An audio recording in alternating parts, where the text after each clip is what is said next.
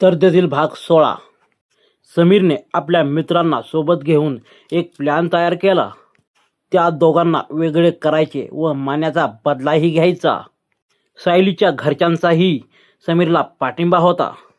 खूप विचार करून समीरने पत्ते टाकण्यास सुरुवात केली.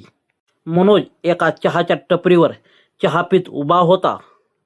त्याच्यापासून काहीच अंतरावर 2 मुले चहाच्या टपरीवर येत होती. तोच त्या मुलांसमोरून राहुल व सायली गेली. ती मुले एकमेकांकडे पाहून काहीतरी कुजबुजत होती. मान्या उठून त्या दोघांकडे जाऊ लागला. राहुल व सायलीकडे पाहत एक जण म्हणाला, काय चालू मुलगी आहे ही. दुसऱ्या कॉलेजला असताना दुसऱ्याच एका मुलाला आपल्या जाळ्यात अडकवले होते आणि आता ह्या मुलाला आपल्या प्रेमाच्या जाळ्यात अडकवले आहे. खरंच ही चरित्रहीन मुलगी आहे.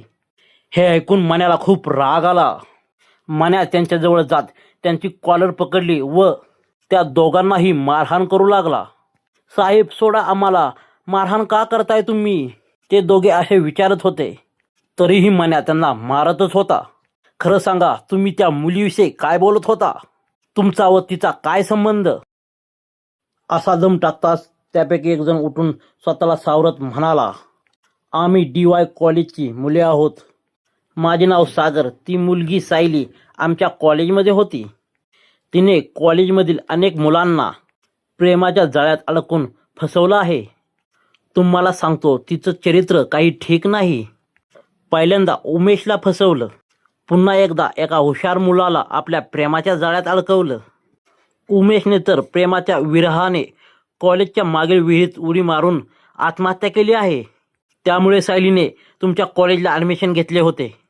मान्या घामाने ओला चिंब झाला. काय खरे काय खोटे त्याला काहीच समजेना. त्या दोघांची कॉलर धरत मान्या ओरडला, तुम्ही खोटे बोलताय.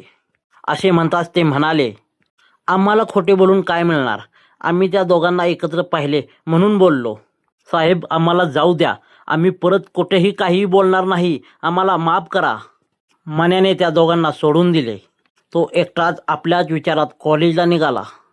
त्या दोघांनी मान्याला जाताना पाहताच झाडामागे लपून बसलेल्या समीरकडे गेले व म्हणाले, आता आम्हाला पैसे वाढवून पाहिजेत, कारण आम्हा दोघांनाही जोरात मार पडला आहे. समीर हसत आपल्या जवळील पैशाचे बंडल काढून देत म्हणाला, मस्त केली ॲक्टिंग, मी तुमच्या ॲक्टिंगवर खुश आहे. पण लक्षात ठेवा, पुन्हा त्या मन्याच्या नजरेला येऊ नका. काही धोका वाटला तर पहिल्यांदा मला फोन करा. तेही दोघे होय ठीक आहे म्हणत पैशाचा बंडल घेऊन निघून जातात. समीर सर्व मित्रांकडे पाहत, मी तुम्हाला म्हटले होते, राहुल व सायलीला मन्याशिवाय दुसरं कोणीच वेगळं करू शकणार नाही.